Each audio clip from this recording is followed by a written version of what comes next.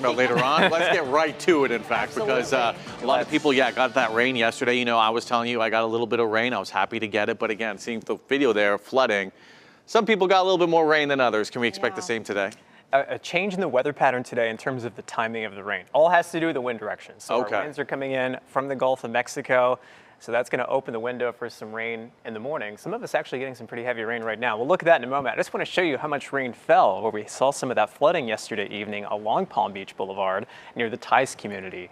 Along the Caloosahatchee up through Bayshore Road, about 3 inches of rain, most of this falling within just a couple of hours.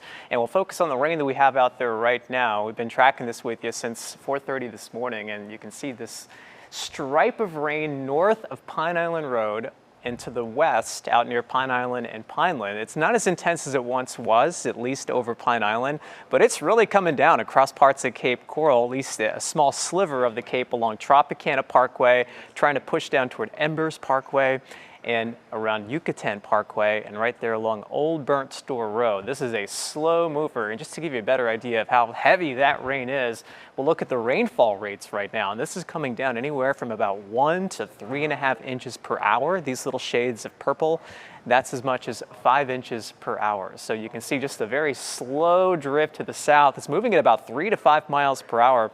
So if it continues on that motion, is able to hold together, we'll likely see this push down toward Pine Island Road closer to about 5:45 this morning. So just about 30 minutes from now. So areas right through here over the Northwest Cape near Pine Island Road and Matlacha.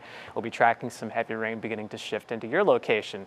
Look at the big picture. Things are much quieter. We've got one spot of rain near the 10,000 Islands between Marco and Everglades City, and then some rain just off the coast of the Cape Hayes Peninsula. As we go through the morning, we're going to see new areas of rain and even a few thunderstorms possible, especially after sunrise. So for that morning commute, you might have to use those windshield wipers and dodging a few downpours.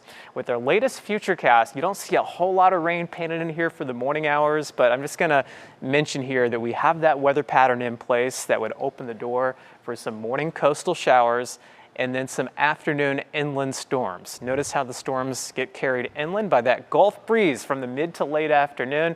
Some slow-moving cells out there today, so there's that potential, like what we saw last night over Palm Beach Boulevard. Might be a different location, of course, but there is that chance for some localized flooding. And then taking you through the evening, 9:30, 10 o'clock tonight, some areas of rain still possible through the night into early on Wednesday as that Gulf breeze continues. So Wednesday morning, we'll see another chance of some rain close to the coast. So here's your Tuesday forecast, some morning coastal rain, even a thunderstorm possible, and then those inland storms will build east of I-75 as we head after about 3 and 4 o'clock.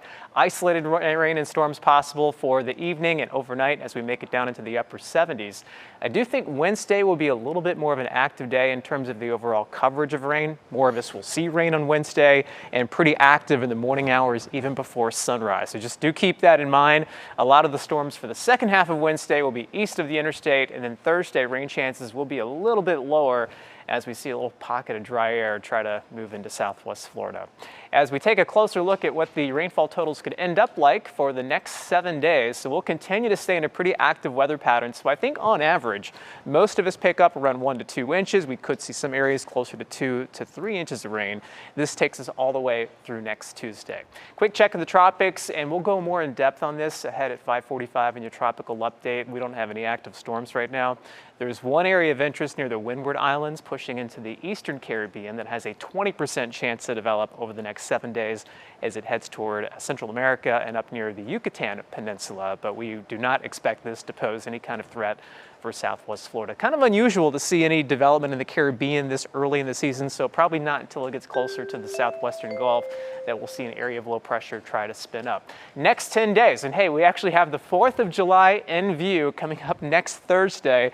Scattered storms possible each day, rain coverage a little bit lower on Thursday. For the weekend, we're back to seeing more of those afternoon storms, and we'll keep rain chances close to 60% for both Saturday and Sunday. That's your NBC2 First Alert forecast.